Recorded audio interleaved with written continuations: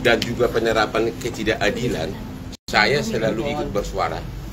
Ya, sudah puluhan tahun yang saya tolong itu sudah ratusan, ya, mungkin mendekati 1000 kali.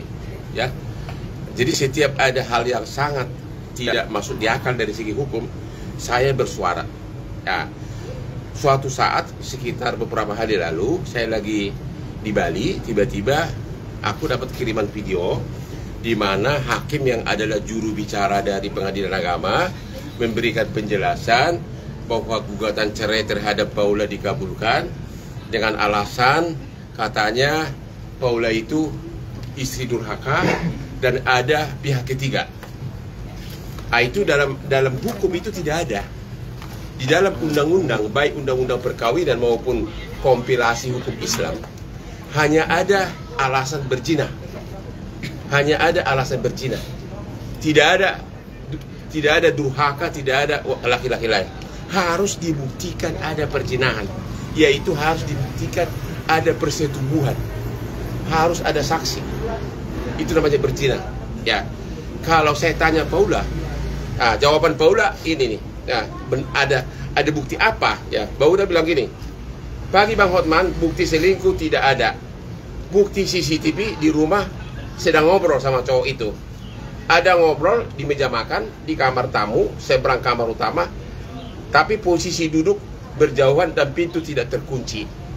Itulah WA DM dari Paula ke saya. Saya tanya cowok itu siapa? Cowok itu adalah tamu keluarga, tamu dari suaminya juga, dan nginap di rumah itu. Ya kalau ada tamu nginap di rumahmu sebagai nyonya rumah, masa nggak boleh ngobrol? Hanya sebatas itu.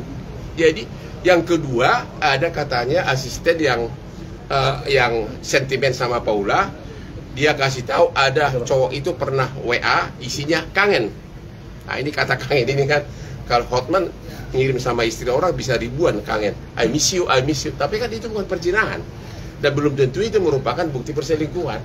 Artinya kalau memvonis seseorang harus karena ada kepastian bukti. Apalagi mengumumkan ke publik itu salah total. Makanya saya bilang sama Paula, kamu jangan ke komisi yudisial karena substansi hukum komisi yudisial tidak berwenang. Laporkan aja jubir pengadilannya ke Dewan Pengawas Mahkamah Agung, saya bilang.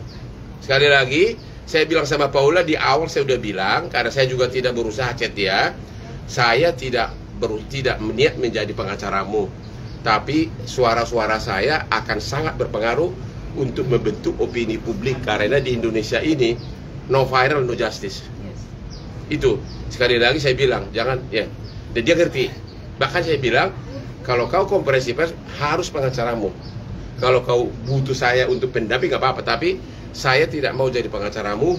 Ya klien saya kan ratusan kasus-kasus besar bisnis gitu ya.